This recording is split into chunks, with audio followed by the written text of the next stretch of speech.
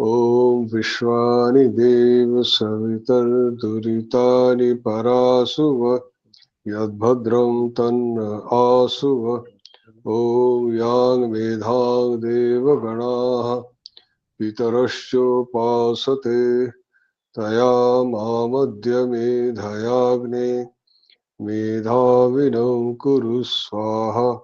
ॐ सहनाववतु सहनौ भुनक्तु सह वीर्यं करवावहै तेजस्विनावधीतमस्तु मा विद्विषावहै।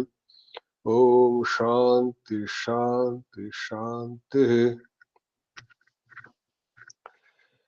आज हम लोग पुनः अपने विष्णु सहस्रनाम श्री विष्णु सहस्रनाम स्तोत्र के अध्ययन में आगे बढ़ेंगे और पिछली बार तक हम लोगों ने इसके 54वें श्लोक तक पढ़ा था। 54वां श्लोक था उद्भव क्षोभणो देव श्री गर्भ परमेश्वर करणम कारणम कर्ता विकर्ता गहनो गुह।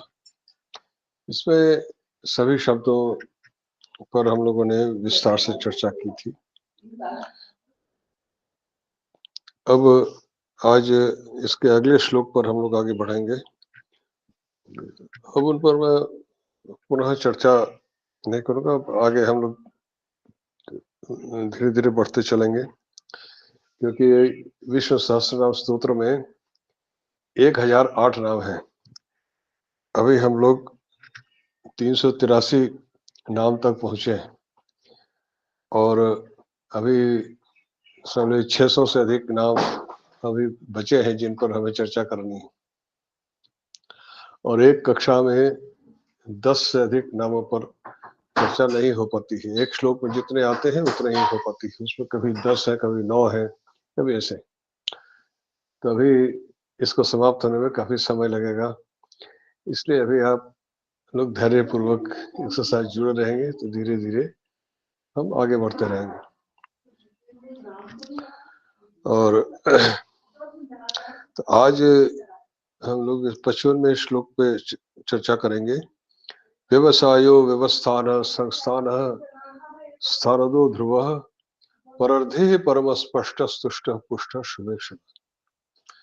व्यवसायो व्यवस्थान संस्थान स्थानदो ध्रुव परर्धे परम स्पष्ट स्तुष्ट पुष्ट शुभेक्षण। इसमें करीब इसमें 10 नाम है।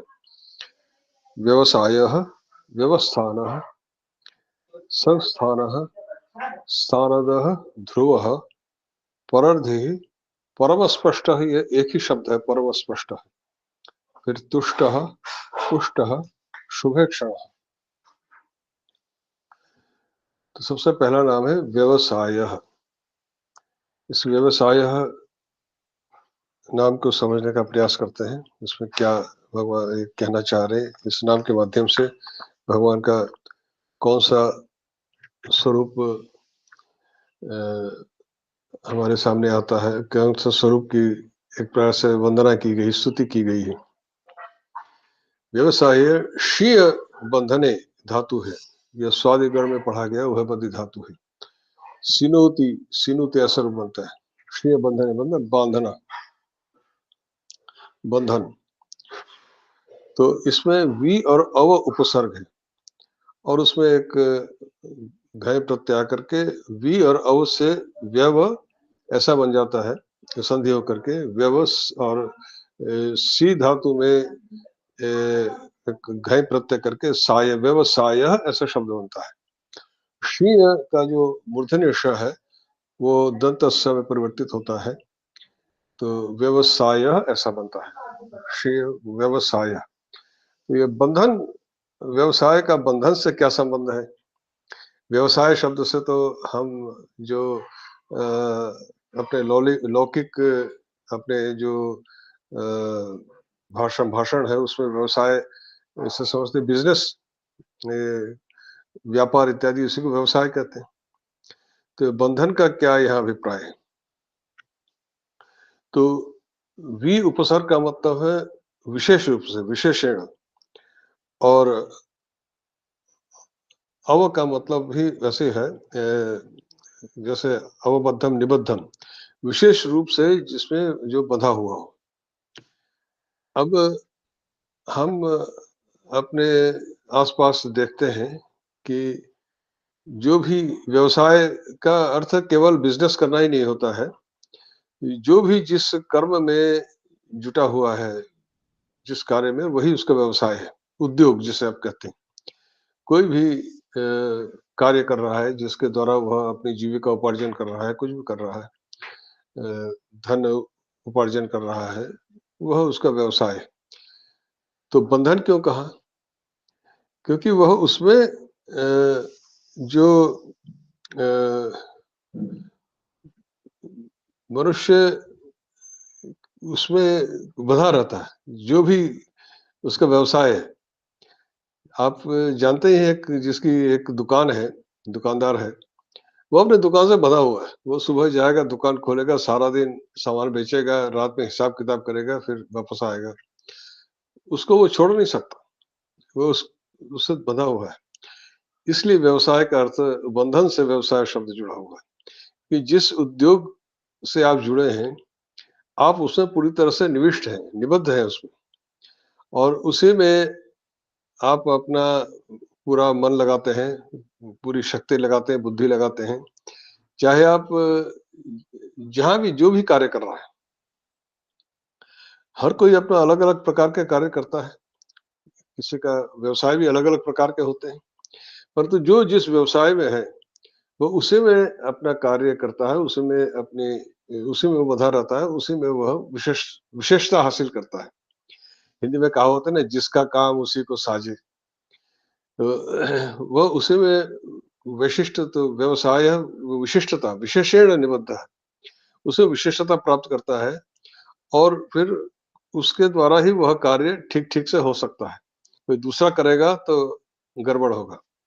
इसीलिए प्राचीन काल से ही हमारे समाज में व्यवस्था थी कि जिसका जो कार्य जिसको दिया गया है, उसमें कोई दूसरा दखल-अंदाज़ी नहीं कर सकता था, और धीरे-धीरे ये जाति व्यवस्था में परिणत हो गई।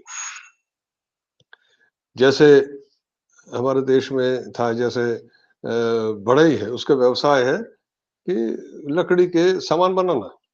उसके काम में कोई दूसरा दखल नहीं कर सकता। वो उसमें उसको विशेषता प्राप्त है।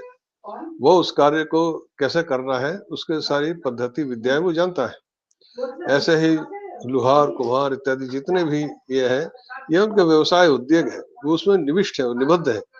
उसी में वो बँधे हुए हैं, और उसी के माध्यम से उनका जीवनचर्या चलती है। ऐसे ही हर व्यक्ति के साथ है, और केवल मनुष्य के साथ ही नहीं। हाँ, एक इस समय ऐसे ही आया था, आज आपके घर के सामने। हाँ, वो मार्केट कर रही कोई है। अच्छा, वहाँ कोई काम है? तो मैंने कहा आपका घर सामने ही है, तुमने मिल लिया। अच्छा, ठीक है, मेरी क्लास चल रही है सर।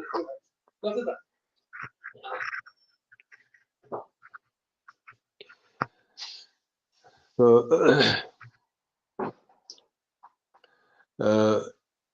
ये जो व्यवसाय इसलिए कहा, और तो भगवान को व्यवसाय क्यों कहा? कि संपूर्ण जगत उसमें निबद्ध है।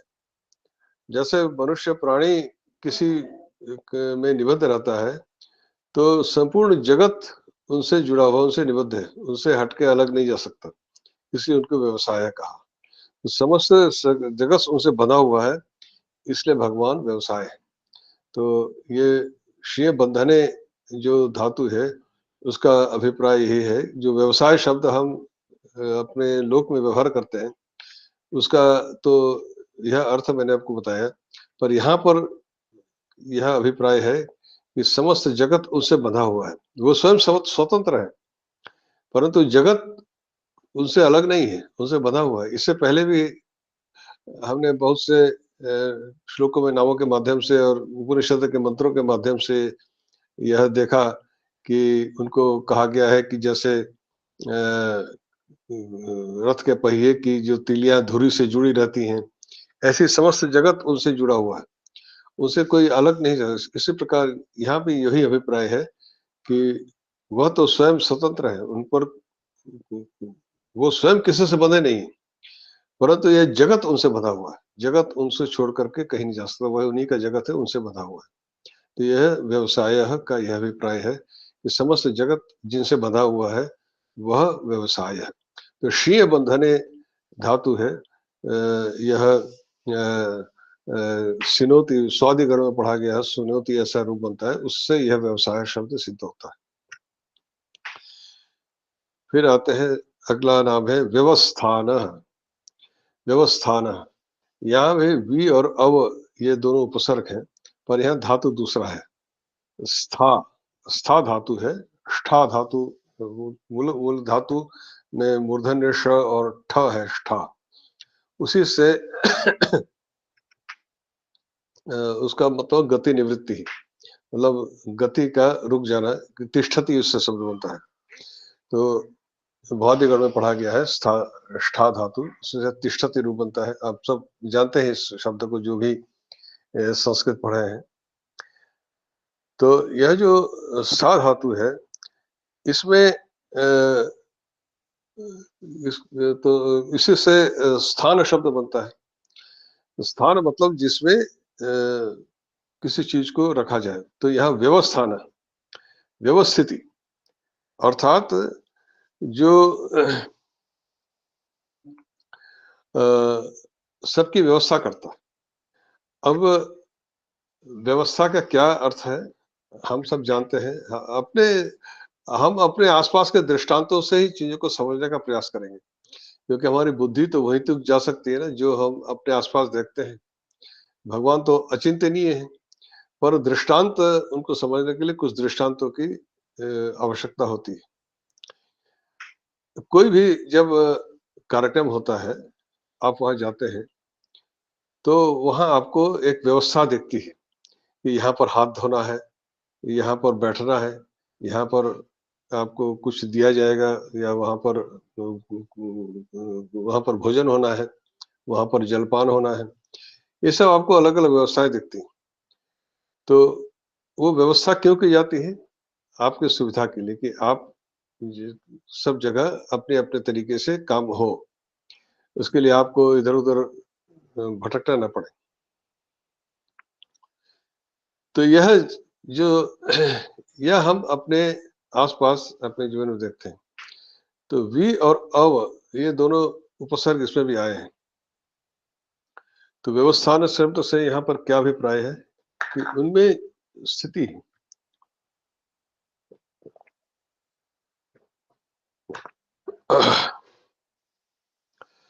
अर्थात जो ये संपूर्ण जगत की जो व्यवस्था है, अब जैसे अभी हमने दृष्टांत एक देखा कि किसी भी कार्यक्रम में आप जाते हैं, उसमें सब व्यवस्था रहती है। कार्यक्रम में क्यों, कहीं भी आप जाते हैं, आप रेलवे स्टेशन में जाते हैं, वहां पर टिकट वितरण की एक अलग व्यवस्था है, फिर विश्राम करने के लिए अलग व्यवस्था है, सब अलग अलग व्यवस्थाएं हैं। वही व्यवस्था है कि आपको कहाँ पर क्या करना है। तो इस संपूर्ण जगत को भी उन्होंने व्यवस्थित कर रखा है, सारी व्यवस्था उन्हीं में है कि वो स्थिति, कौन सी स्थिति कहाँ पर है। व्यवस्था का मतलब है कोई की चीज कहाँ पर स्थित है, उसी के अनुसार आप जा रहे हैं। स्था धातु से बना ना, तो स्थिति। जैसे मैंने अभी बताया कि जैसे आप रेलवे स्टेशन में जाते हैं, तो वहां पर आपको पता है कि यहाँ पर काउंटर है, यहाँ से टिकट लेना है, और वहां गाड़ी आएगी, फलाने प्लेटफॉर्म पर गाड़ी आएगी, उस प्लेटफॉर्म पर जाना है। तो किसकी क्या स्थिति है, सब आपको वहां बता दी जाती है।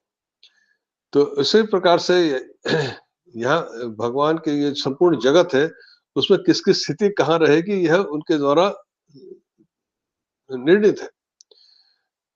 संपूर्ण जगत में यह सूर्य मंडल आपको दिख रहा है, सूर्य की एक स्थिति है, चंद्रमा की एक स्थिति है, जितने ग्रह नक्षत्र हैं उनकी एक स्थिति है, वो अपने अपने कक्ष में घूम रहे हैं। सब चीज अपने अपने स्थिति पर है। वो स्थिति उनमें कैसे है, किसने बनाई है स्थिति? किसने बनाया कि सूर्य को यहाँ होना है? किसने कहा कि पृथ्वी को सूर्य से इतनी दूरी पर रहना है? और किसने कहा कि चंद्रमा को पृथ्वी से इतनी दूरी पर रहना है? दूसरे ग्रह नक्षत्र, उनकी जो स्थिति है, वो कहाँ पर कौन सा है और उसको क्या कार्य करना है, यह सब व्यवस्था किसमें स्थित है? उसी में स्थित है, इसलिए उनको व्यवस्थान कहा। कि सब संपूर्ण जगत में जो भी दिख रहा है उसकी व्यवस्था उनमें स्थित है, उसी में स्थित है, इसलिए उनको वो कौन सा वस्तु कहाँ रहेगी उनमें स्थित है, उन्हीं में से, इसलिए व्यवस्थान कहा। और उनमें स्थित है मतलब उन्होंने ही सब स्थित कर रखा है और उन्हीं में स्थित है। यह संपूर्ण जगत जो संसार दिख रहा है, यह कहाँ पर स्थित है? हम तो जैसे हम कहीं पर हैं, हम अपने घर में हैं, हम समझते हैं यह घर हमारा है, हम इस घर में हैं। पर यह घर आपका बना तो कैसे बना? उसमें ईंट, पत्थर इत्यादि लगे, वो सब कहाँ से आए?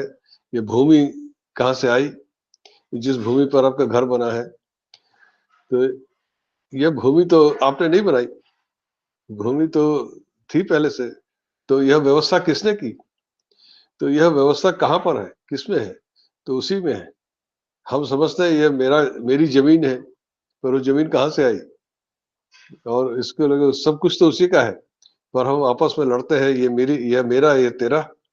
तो यह जो व्यवस्था है, सब कुछ यह उन्हीं की है। तो व्यवस्थान इसीलिए कहा कि सब वस्तु की स्थिति उनमें स्था धातु से ये व्यवस्थान शब्द सिद्ध होता है। यह स्था धातु से स्थान शब्द आगे 3 शब्दों में आया है। अगला है संस्थान, उसके बाद स्थानदः। ये स्थान शब्द इन 3 नामों में स्थान शब्द आया है। तो स्थान शब्द का अर्थ तो वही है, पर यह भिन्न-भिन्न अर्थों में प्रयुक्त हुआ है। अगला नाम है संस्थान। ये तो हुआ व्यवस्थान है। अब संस्थान, संस्थान का मतलब होता है सम्यक स्थिति। सम्यक मतलब स्थान शब्द का हमने अभी व्युत्पत्ति जान ली क्या है। तो और पर यहाँ पर उपसर्ग बदल गया, वहां पर था वी और अव व्यवस्थान, यहाँ पर सम उपसर्ग आया। समस्थान मतलब सम्यक स्थिति। सम्यक स्थिति, सम मतलब समान या सम्यक स्थिति, एक समान। तो इसी संस्थिति या कहते हैं। तो यह सम्यक स्थिति से क्या अभिप्राय है कि यहाँ पर अभी तो व्यवस्थान में हमने देखा कि उन्होंने सारी व्यवस्था उन्होंने कर रखी, पर यह व्यवस्था जिसमें प्राणियों के लिए, संपूर्ण जगत के लिए है, पर हमने यह भी देखा यह जगत एक चक्र में चलता है। सृष्टि होती है, फिर लय होता है, पुनः सृष्टि होती है, पुनः लय होता है, एक चक्र में चल रहा है। तो यह सम्यक स्थित मतलब वह कहाँ पर स्थित है? जब लय हो जाता है तब यह जगत कहाँ चला जाता है? तो वही कह रहे संस्थान। वो स्थिति चाहे वह सृष्टि रूप में दिख रहा हो या प्रलय के बाद अव्यक्त हो, जब यह व्यक्त हो या अव्यक्त हो, दोनों ही स्थितियों में वही उसका संस्थान है। मतलब वहां पर ही उसको रहना है। जैसे हम कहते हैं ना संस्थान, उससे जो हमारा अभिप्राय होता है, जो हम लोक में व्यवहार करते हैं।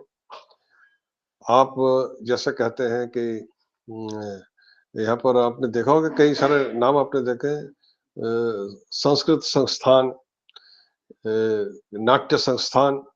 तो वो संस्थान मतलब जहाँ पर जो कार्य हो रहा है। पहले अंग्रेजी में नाम हुआ करता था संस्कृत एकेडमी, फिर उसको बदल कर संस्कृत संस्थान किया गया।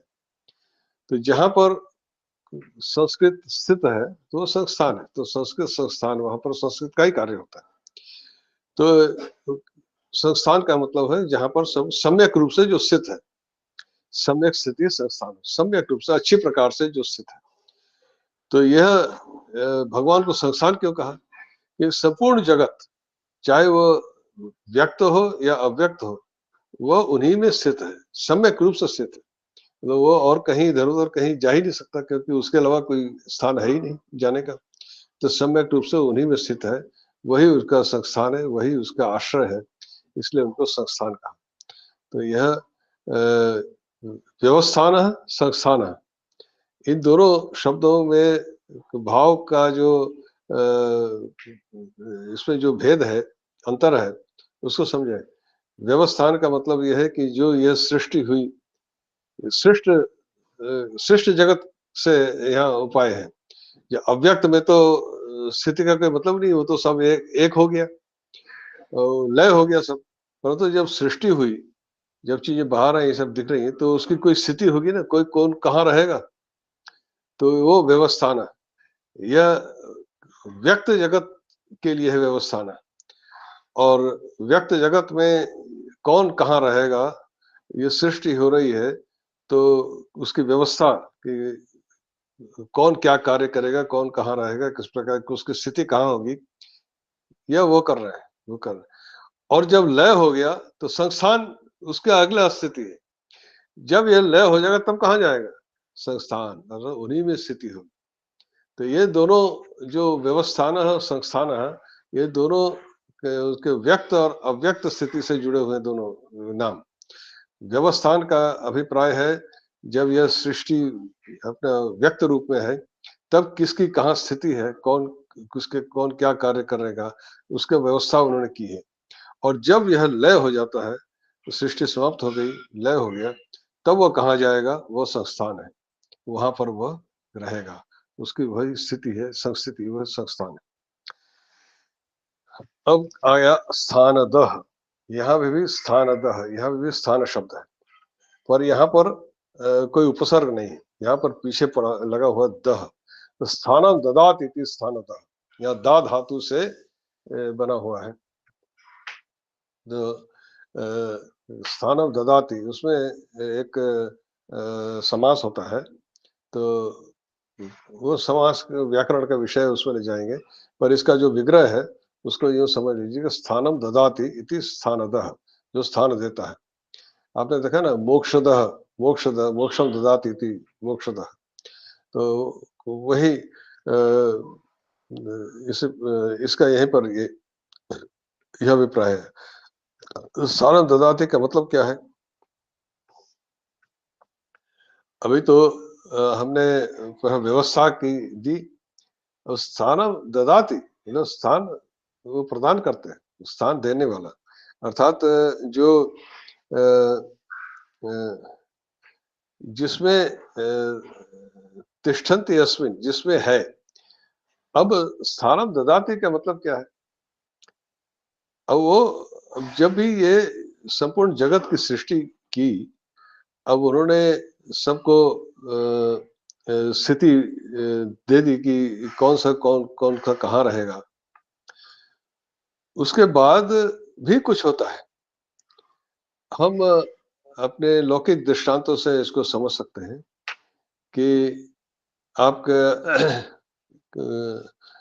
एक व्यवस्था कर दी कि यहाँ पर भोजन व्यवस्था है, यहाँ पर भोजन होगा, परंतु भोजन व्यवस्था के भीतर भी व्यवस्था है, उसमें भी दिया जाएगा।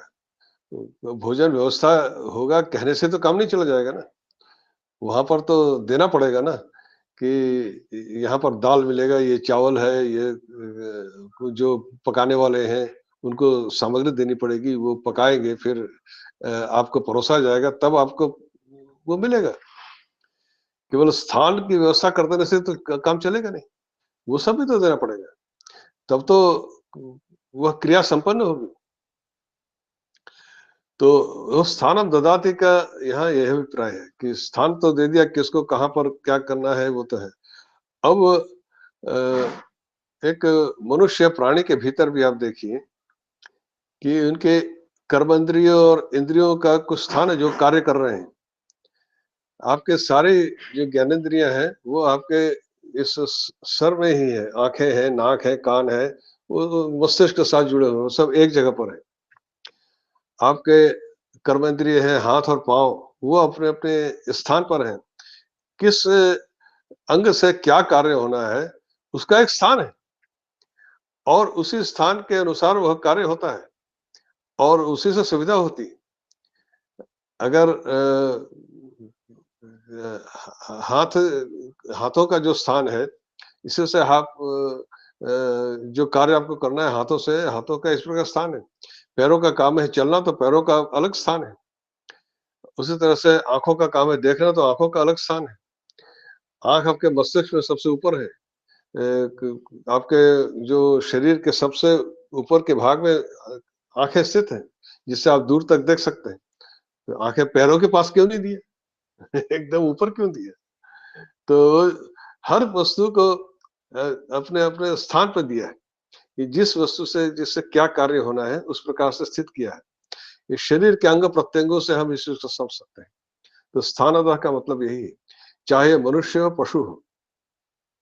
पशुओं में भी उनके अंग प्रत्यंग इस प्रकार से बने हुए हैं कि उनको उसी प्रकार से उससे काम करना है।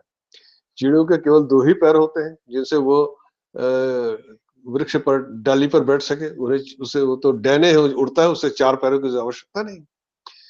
पर दूसरे जो पशु हैं उनको 4 हाथ पैर दिए हैं, तो 4 के बिना वो नहीं चल सकते। तो मनुष्य तो खड़े होकर के 2 पैरों पे चलता है, पर बाकी सारे जीव अपने चारों हाथ पैरों का कुछ 4 है। बंदर एक है जो मनुष्य के सबसे निकट है, पर वह भी जब दौड़ता है तो चारों अपने अंगों का प्रयोग करता है और उसी प्रकार से चलता है। वो खड़े होकर के मनुष्य की तरह नहीं दौड़ता। बंदर चारों हाथ पैर की सहायता से दौड़ता है। इस प्रकार बाकी जितने पशु हैं वो ऐसे हैं। केवल पक्षियों के 2 पैर होते हैं क्योंकि बाकी 2 उसके डैने होते हैं जो उसके काम करते हैं, उड़ने का काम करते हैं। जिसको जो आवश्यकता है उसी के अनुसार उसको स्थिति दे दी। पक्षियों को 2 डैने दिए, परंतु पैर 2 ही दिए। पशुओं को डैने नहीं दिए, उसको पैर 4 दिए। तो कौन सी स्थिति क्या है, किससे कहाँ पर किस अंग से क्या कार्य होना है, उसी प्रकार से उन अंगों का निर्माण हुआ है। उसमें वैसी शक्ति है, उसको वैसे कार्य करना होता है। तो वह स्थानतः इस प्रकार से स्थान उन्होंने निश्चित किया। तो यह तो जीव के मात्र के लिए है। ऐसे ही संपूर्ण सृष्टि में भी हम देखते हैं जो क्रियाएं होती हैं उसका भी स्थान उसको प्राप्त है कि किस प्रकार से कहाँ से चलेंगे। नदियां पहाड़ों से चलती हैं, समुद्र में आके मिल जाती हैं। वन जंगल होते हैं, वो कहाँ उत्पन्न होते हैं, कैसे उत्पन्न होते हैं, ये सब उनके अपने अपने स्थान बने हुए हैं। संपूर्ण प्रकृति ने इस प्रकार से बनाया हुआ है कि उसमें हर प्रकार के जीव प्राणी अपना कार्य कर सके और उनका अलग अलग कार्य है। संपूर्ण जगत का इसी प्रकार से निर्माण है। उसमें हर वस्तु का एक एक तो स्थान निश्चित किया कि उसको कहाँ रहना है। फिर उसके भीतर भी जो चीजें दी गई हैं कि वो उसको क्रिया को संपादन करे, वह स्थानतः उसको स्थान दिया कि उसके भीतर वो कौन सा कार्य कैसे होगा। यह स्थानतः का अभिप्राय है। फिर ध्रुव, यह ध्रुव एक धातु है। गति स्थैर्ययोः तुदादिगण में पढ़ा गया है। ध्रुव धातु तुदादिगण, ध्रुवती ऐसा रूप बनता है उसका। तो ध्रुव धातु उसका भी अर्थ है गति और स्थिरता, दोनों ही अर्थ है उसके। गति स्थैर्ययोः, तो गति और स्थिरता ये दोनों ही उसके अर्थ है। अब ध्रुव का यहाँ पर क्या अभिप्राय है? गतिशील होते हुए भी जो ध्रुव है, दोनों अर्थ है इसमें। गतिशील होते हुए भी जो ध्रुव है उसको कहा ध्रुव। तो गतिशील होते हुए भी ध्रुव के क्या अभिप्राय है? गतिशील का मतलब है कि जो क्रियाएं हो रही हैं वो कोई ना कोई गति हो रही है, परंतु वह उसका जो नियम है वह ध्रुव है। अब जैसे हम लौकिक दृष्टांतों की सहायता से उसको समझने का प्रयास करेंगे। जैसे अग्नि है, अग्नि में कोई वस्तु डालेंगे तो जल जाएगा। तो जलने की जो क्रिया हो रही है तो उसमें गति हो रही है, उसका रूप परिवर्तित हो रहा है। लकड़ी जल करके राख में परिवर्तित हो जा रहा है, उसके धुआं निकल रहा है, कार्बन हो रहा है, तो उसका एक गति है, ईंधन जो जल रहा है। परंतु यह जलाने की जो जलने का जो नियम है ये ध्रुव है। अग्नि में जो गिरेगा वो जलेगा ही जलेगा, यह नियम ध्रुव है, उसमें कोई परिवर्तन नहीं है। तो गतिशील होते हुए भी ध्रुव, तो वहां पर गति हो रही है, कोई चीज जल रही है उसमें गति हो रही है, पर जो जलने का जो नियम है वो ध्रुव है। गीता में जो श्लोक है आपका दूसरे अध्याय का 27वां श्लोक है, जातस्य हि ध्रुव मृत्युर ध्रुवम जन्म मृतस्य च। जातस्य हि ध्रुव मृत्युर ध्रुवम जन्म मृतस्य च। ध्रुव शब्द इसमें आया है। क्या मतलब है कि जातस्य हि ध्रुव मृत्युर ध्रुवम जन्म मृतस्य च। अब जन्म और मृत्यु के बीच में गति हो रही है ना, जन्म और मृत्यु के बीच में गति है। शिशु पैदा हुआ, फिर उसके शरीर बढ़ा, फिर युवा हुआ, जीवन भर उसने कुछ कार्य किए, फिर वो वृद्ध हुआ, तो यह गति है। पर उसका जन्म लेना और मृत्यु होना यह ध्रुव है, उसमें कोई परिवर्तन नहीं हो सकता। तो गतिशील होते हुए भी ध्रुव, जीवन एक गति है, परंतु जन्म और मृत्यु ध्रुव है, उसमें कोई परिवर्तन नहीं हो सकता। वो होगा नहीं, होना ही होना है। जो पैदा हुआ मरेगा और जो मरा है वो पैदा होगा। इसमें यह नियम बिल्कुल ध्रुव है, इसमें कोई परिवर्तन नहीं। तो यही ध्रुव का यही अभिप्राय है कि गतिशील होते हुए भी ध्रुव। तो ध्रुव धातु का जो अर्थ है, गति स्थैर्य, गति और स्थिरता दोनों इसमें है, तो ध्रुवति यह इसका अर्थ बनता है। तो इसमें ध्रुव का यही अभिप्राय है कि गतिशील होते हुए भी स्थिरता जिसमें है। फिर आइए परर्धि। परर्धि शब्द का अर्थ है परर्धि, यह रिधु, रिधु एक धातु है, ऋषि वाला रि, फिर ध में छोटा की मात्रा, रिधु, रिधु वृद्धो, इसका मतलब वृद्धि। इसी से रिद्धि शब्द बनता है। हम तो कहते हैं रिद्धि सिद्धि कहते हैं ना, रिद्धि मतलब संपत्ति ऐश्वर्य, इसको रिद्धि कहते हैं। तो परर्धि मतलब जिसका परा मतलब उत्कृष्ट, जिसकी सर्वोत्तम जिसकी रिद्धि है, मतलब उससे बढ़कर और उत्कृष्ट रिद्धि। जो उत्कृष्ट रिद्धि का मतलब क्या है? अब रिद्धि का मतलब होता है ऐश्वर्य, कुछ विशेषताएं। हम देखते हैं, इसको भी हम लौकिक दृष्टांत के सहायता से समझने का प्रयास करेंगे कि जो इस जगत में हमें विविध वस्तुएं दिखाई पड़ती हैं। हर वस्तु की अपनी अपनी कोई विशेषता है, वही उसकी रिद्धि है। और वो उसको कहाँ से प्राप्त हुई? इस सभी रिद्धियों का जो समूह है, वह संपूर्ण रिद्धि समूह रूप से भगवान में विद्यमान है और उन्हीं से वह प्राप्त होती है। प्रत्येक वस्तु के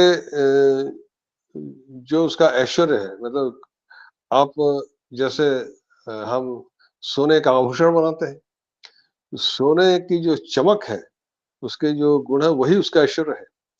हम आभूषण लोहे का क्यों नहीं बनाते, सोने का ही क्यों बनाते हैं? ये सोने की वह रिद्धि, वह ऐश्वर्य, सोने में वह विशेषता है, वह सोने की एक विभूति है। इस जिससे सोने के आभूषण बनते हैं। उसमें हीरे जड़े जाते हैं, हीरे में एक चमक होती है। सामान्य कांच क्यों नहीं जड़ देते? हीरे की अपनी विशेषता है। तो यह रिद्धियां, हर वस्तु की अपनी अपनी रिद्धि होती है। और रिद्धि आई कहाँ से? सोने स्वर्ण जो है, स्वर्ण के हम आभूषण बनाते हैं। सोने की जो स्वर्ण की जो विशेषता है, वो कहाँ से मिली उसको? वो स्वयं तो पैदा की नहीं उसने। तो उसके लिए तो वही ये सारी विशेषताएं समूह रूप से उसमें विद्यमान है, जो उसने अलग अलग वस्तुओं को वहां से प्राप्त हुई। और इसीलिए उसको परर्धि कहा, मतलब उसके परे और कुछ नहीं, परम रिद्धि। मतलब ये जो विभूतियां, जो ऐश्वर्य प्राप्त होता है, वह कहाँ से प्राप्त होता है? उसको उनका समूह रूप से जिसके पास जहाँ विद्यमान है, वो विष्णु ही है। उनके परे और कुछ नहीं, परर्धि ही, मतलब उसके परे और कोई ऐश्वर्य नहीं। सब कुछ समूह रूप से में उन्हीं में विद्यमान है और वहीं से सबको प्राप्त होता है। सब वस्तुएं उन्हीं से वो प्राप्त करती हैं। तो यह तो मैंने एक दृष्टांत दिया स्वर्ण के आभूषण का। इसी प्रकार से आप अपने लगा सकते हैं, कहीं भी मनुष्यों में भी जो अलग अलग शक्तियां हमको देखने को मिलती हैं, वही उसका ऐश्वर्य है। किसी में किसी की बहुत तीव्र बुद्धि है, किसी में शारीरिक शक्ति है, किसी में और भी कुछ विशेषताएं हैं। यह सब ऐश्वर्य है। तो वो कहाँ से आई? किसी ने स्वयं अपने आप नहीं पैदा किया, पर हम अपने भ्रांति के कारण समझते हैं कि ये हमारा है। कोई बहुत सुंदर है, कोई बहुत ही सुंदरी रूपवती। आप जानते हैं ना कि जो ब्यूटी कंपटीशन होते हैं, मिस यूनिवर्स, मिस वर्ल्ड, ये सब टाइटल दिए जाते हैं। तो वो जो रूप है, सुंदरता है, वह सुंदरता कहाँ से मिली? क्या उसने स्वयं बनाई? पर भ्रम होता है कि ये तो मेरी सुंदरता है, पर वो तो उसको मिली हुई है, वो उस वहीं से उसको प्राप्त हुई है। तो यह बोध अगर हो, तब अहंकार नहीं आता है, पर वह बोध न होने से रूप का अहंकार आ जाता है, और उसे पता नहीं कि ये रूप तो कुछ दिन बाद नष्ट हो जाना है। जैसे जैसे आयु बढ़ेगी, रूप तो रहेगा नहीं, पर यह बोध उस समय नहीं रहता जब सर पे क्राउन पहनाया जाता है। उस समय लगता है कि सारी दुनिया मेरे पैरों के नीचे है। तो यह जान लेना आवश्यक है कि जो भी ऐश्वर्य है, जो भी विभूति है, वह उसी से प्राप्त हुई है। हमारा अपना कुछ भी नहीं, वहीं से प्राप्त हुई। सभी का स्थान जो उसके परे कुछ भी नहीं है, सारा समूह रूप में वही विद्यमान है, वहीं से सबको प्राप्त होता है। फिर परम स्पष्ट, यह एक ही शब्द है, परम स्पष्ट। यह स्पर्श धातु है। जो स्पर्श धातु में परम और स्पर्श मिला के परम स्पष्ट, स्पर्श धातु से त प्रत्यय करके स्पष्टा बना है। स्पर्श धातु का अर्थ होता है बाधन स्पर्शनयो, मतलब बंधन और स्पर्श करना। इसी से स्पष्ट शब्द का जो हम अर्थ जानते हैं, वही अर्थ यहाँ भी है कि किसी चीज को बिल्कुल जिसमें कोई भ्रांति नहीं हो, मतलब कोई चीज आपको समझ में आ गई, हम कहते हैं ना स्पष्ट है, स्पष्ट हुआ, मतलब कोई चीज आपको उसकी सत्यता समझ में आ गई। तो यहाँ पर क्या है, परम स्पष्ट। परम का अर्थ है कि जो उत्कृष्ट, जो उत्कृष्ट रूप से जो स्पष्ट है। परम का मतलब दो अर्थ है परम का। एक तो परा माँ शोभा, यस्य, मतलब परा जिसका सर्वश्रेष्ठ, माँ का मतलब शोभा, माँ लक्ष्मी को भी कहते हैं। माधव शब्द आपने पढ़ा ना कि लक्ष्मी के पति, माँ का अर्थ लक्ष्मी होता है, तो उसका अर्थ तो शोभा, जिसकी शोभा सर्वश्रेष्ठ है, ये कई भी अर्थ होता है। और दूसरा है कि परम स्पष्ट, कि हम जो कुछ हम देख रहे हैं इस जगत संसार में, और हम हमें भ्रांति, हमें मनुष्य को भ्रांतियां होती। जैसे हम शंकराचार्य, आचार्य शंकर बार बार उपमा देते हैं ना अद्वैत में कि रस्सी में सांप का भ्रम होना। तो भ्रम मनुष्य को ही होता है कि कोई चीज है, उसमें किसी दूसरे चीज का अध्यास होना, पर सत्य को न जान पाना ही भ्रांति। किसी मिथ्या वस्तु को जो है नहीं, उसको है ऐसा समझना ही भ्रांति। मिथ्या, सत्य का मतलब है कि जो है, और मिथ्या मतलब जो नहीं। कोई चीज नहीं है परंतु हमें लग रहा है कि वो है, वही भ्रांति है। जैसे सर्प वहां नहीं है, परंतु हमें लग रहा है कि वो सर्प है, तो यह भ्रांति है। तो ये रस्सी को सांप समझना भ्रांति है। क्यों? क्योंकि रस्सी सांप तो है नहीं, परंतु हम उसको सांप समझ रहे हैं। तो भ्रांति हमारे मन की दशा होती है, यह एक मन की दशा है, और यह भ्रांति ही मिथ्या है। तो रस्सी भी सत्य है, सर्प भी सत्य है, परंतु यह जो भ्रम हो रहा है वही मिथ्या है। तो उनमें कोई भ्रम नहीं है। तो यह भ्रम मनुष्य को होता है, पर यह भ्रम उसने दी है, परंतु वह परम स्पष्ट, मतलब उनको किसी प्रकार की कोई भ्रांति नहीं, वो पूर्णतया स्पष्ट है। जगत, इस संपूर्ण जगत में जो कुछ भी हो रहा है, उसमें भी हमें स्पष्ट रूप से दिखता है। जो इस भ्रांति से बाहर निकलते हैं, उनको फिर दिखता है। जो साधक हैं, उनको सारी हमारी साधना इसी में है कि इस भ्रांति से निकलना। तो भ्रम क्या है? वो अहंग बुद्धि भ्रम है कि मैं कर रहा हूँ, मैं ही हूँ, इसीलिए भ्रम होता है। तो उनको कोई भ्रम नहीं है, वो तो पूर्ण पूर्ण रूप से स्पष्ट है। और हम जब इस भ्रम से अपने जब चित्त शुद्ध होने पर वह भ्रम दूर होता है, तब वो स्पष्ट रूप से दिखते हैं, तब उनकी स्पष्टता सामने आती है।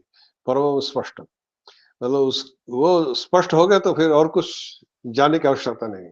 परम स्पष्ट है मतलब वो जब वह स्पष्ट रूप से एक प्रकार से अभिव्यक्त हो जाते हैं साधक के चित्त में, तब फिर और कुछ की आवश्यकता नहीं रह जाती। सब कुछ उसको प्राप्त हो जाता है, वही परम स्पष्ट है। वह स्पष्ट कि सारी भ्रांति दूर हो जाना है, जाना जहाँ पर जाकर के सारी भ्रांतियाँ दूर हो जाती हैं, वही परम स्पष्ट उनको कहा गया है।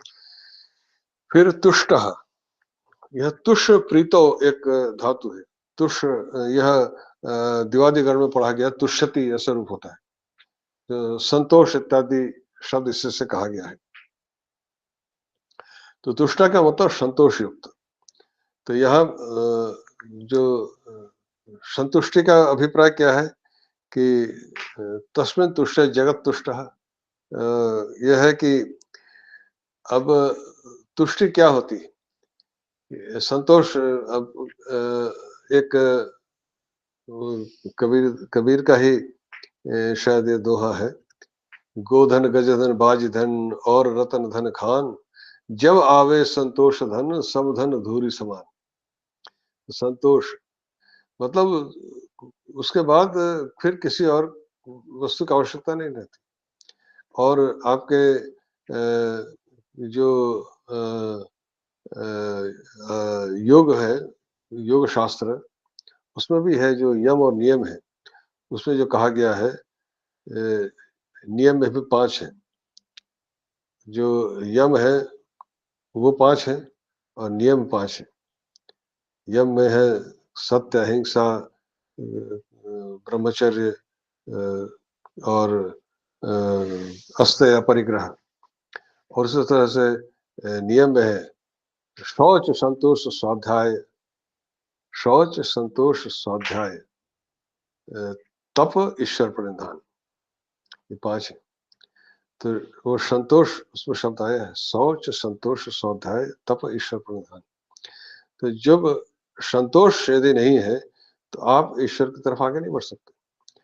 तो संतोष का यहाँ क्या अभिप्राय है? तो यहाँ अपने लौकिक दृष्टांतों की सहायता से समझने का प्रयास करते हैं कि जो प्राप्त है, जिससे आपका जीवन यापन चल सकता है, उससे अधिक की प्राप्ति की जब लालसा करेंगे तो मन उधर ही जाएगा।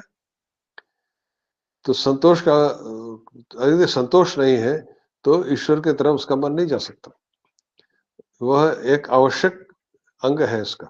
ईश्वर की तो प्राप्त करने के लिए संतोष का होना अत्यंत आवश्यक है। यदि किसी को कोई व्यक्ति रुपए पैसे के पीछे भाग रहा है कि मुझे और चाहिए, तो उसका मन तो ईश्वर के प्रति कभी जाएगा नहीं।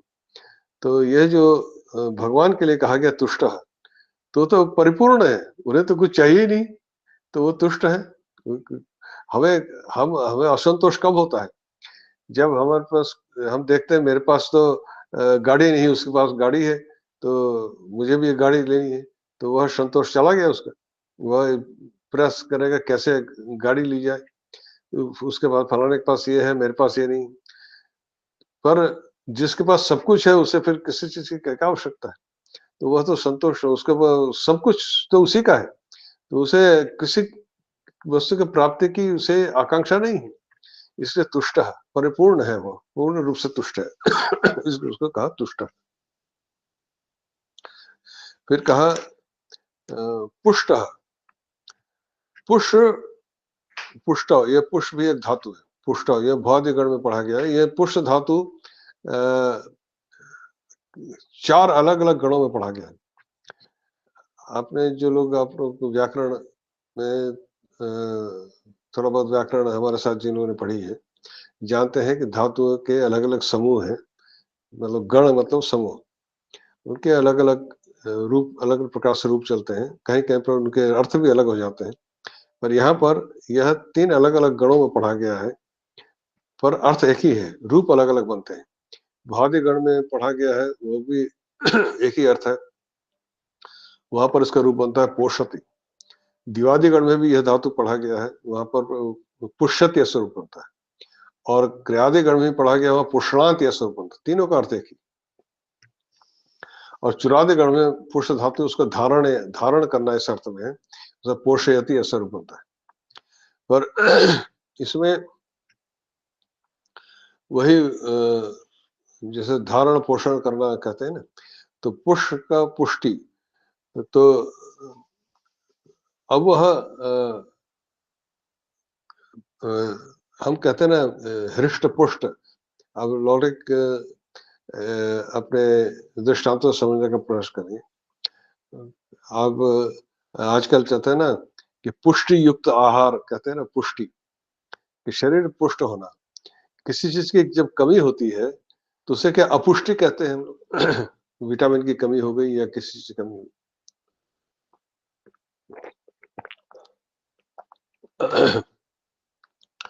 अच्छा, आपका शरीर ठीक ठीक काम करे, इसके लिए आवश्यक है कि शरीर पुष्ट हो, अर्थात उसको जो जो जिस जिस चीज की आवश्यकता है वो सारी चीजें उसके शरीर को प्राप्त हो। इसको कहते हैं पुष्टि। तो पुष्ट तभी होगी, शरीर पुष्ट तभी होता है जब इस शरीर को जिन वस्तुओं की आवश्यकता है वो सभी वस्तुएं उसको प्राप्त हो, तभी शरीर पुष्ट होता है। कोई चीज अगर कमी रहेगी तो उसकी पुष्टि में कमी रह गई तो शरीर दुर्बल होता है। तो इनको पुष्ट कहा गया। तो पुष्ट का मतलब क्या है कि कोई चीज कमी नहीं है इनकी, वो पूरी तरह पुष्ट है। अर्थात हमें तो चीजें बाहर से मिलती है ना, हम भोजन करते हैं तो भोजन के माध्यम से हमें हमारी पुष्टि हमें प्राप्त होती है, हमें बाहर से प्राप्त हो रही है। भोजन अगर प्राप्त न करे तो शरीर अपुष्ट हो जाएगा। और भोजन में भी अगर वो तत्व नहीं है जो शरीर की आवश्यकता है तो भी शरीर अपुष्ट होता है। पर उनको तो बाहर से कुछ प्राप्त होना ही नहीं, वो तो सब कुछ जो है वो वही है, तो पूर्णतया पुष्ट है। अर्थात उनको कोई चीज पुष्टि के लिए उन्हें प्राप्ति करने की आवश्यकता नहीं। हमें तो शरीर की पुष्टि के लिए बाहर से आहार की आवश्यकता होती है, जिनमें किसी चीज की कमी है उसको दिया जाता है। आप बहुत से उसमें देते हैं ना कि विटामिन टैबलेट्स वगैरह होते हैं, तो सप्लीमेंट जो उसको कहते हैं सप्लीमेंट करना। तो जो आपके कमी रह जाती किस विटामिन को सप्लीमेंट करने के लिए अलग से विटामिन टैबलेट दी जाती है जो आप खाते हैं, तो उससे वो जो आवश्यकता है शरीर की उसे, अब उसे तो कोई बाहर से कुछ मिला नहीं, तो पूर्णतया पुष्ट है। तो यह पुष्ट का यहाँ अभिप्राय है कि वे सब अभिप्राय वही हो रहा है कि उनकी पूर्णता की तरफ ही संकेत है, कि उनकी पूर्णता को बता रहे हैं कि उनको किसी चीज की बाहर से आवश्यकता नहीं, पूर्णतः पुष्ट है। तो यहाँ जो तुष्ट का वही अभिप्राय है कि उनको कोई चीज चाहिए नहीं, कि सब कुछ उनके पास है। जैसे पुष्ट का मतलब है कि उनको पुष्टि के लिए भी कुछ, शरीर पुष्ट होना है ये भी एक है ना। संतोष का हमने अर्थ समझा, अब पुष्टि तो शरीर को प्राप्त होती है, संतोष तो मन की बात है।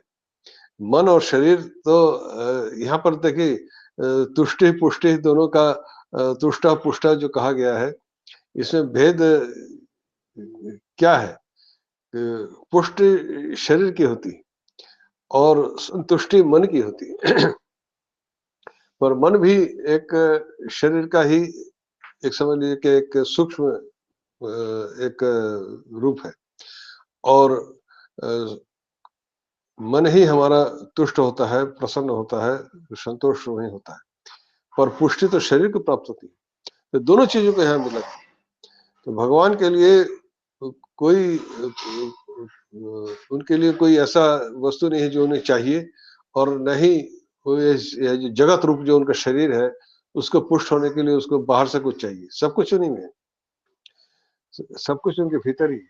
हमारे शरीर को पुष्ट होने के लिए बाहर से हमें खाद्य की आवश्यकता पड़ती है, पर उनका ये जगत रूपी जो शरीर है या संपूर्ण विश्व रूपी जो शरीर है उसको पुष्ट होने के लिए कुछ भी बाहर से आवश्यकता नहीं है, पूर्ण पुष्ट है ये है। फिर शुभे क्षण शुभ दीप्तो धातु है जो भौतिकगण में पढ़ा गया, आत्मनिबंध धातु, शोभते ऐसा रूप बनता है, मतलब शोभायमान होना। किसी चीज को देखना शोभायमान।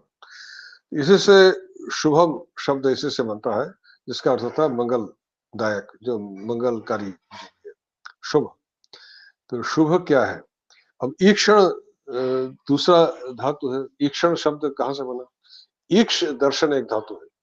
यह भी आपके भौतिक गण में पढ़ा गया। आपने ईक्षते इसका अर्थ होता है देखना, दर्शन। उसी से निरीक्षण, परीक्षण इत्यादि शब्द इससे से बनते हैं। ईक्षण ये देखना। तो शुभ ईक्षण, जिनकी दृष्टि शुभ है उसको शुभेक्षण कहा गया। तो या यो कहते हैं जिनके दर्शन से शुभ होता है, जिनके दर्शन से शुभेक्षण, जिनके दर्शन से शुभ होता है। जिनके दर्शन से शुभ होता है का मतलब क्या? वो दिखते तो है नहीं, तो जो उनके दर्शन से कुछ कल्याण हो जाए, शुभ हो जाए। तो इसके अभिप्राय को हम इस प्रकार से समझते हैं कि वो दिखते हैं। किसको दिखते हैं? शुद्ध मन को दिखते हैं, शुद्ध मन के गोचर हैं।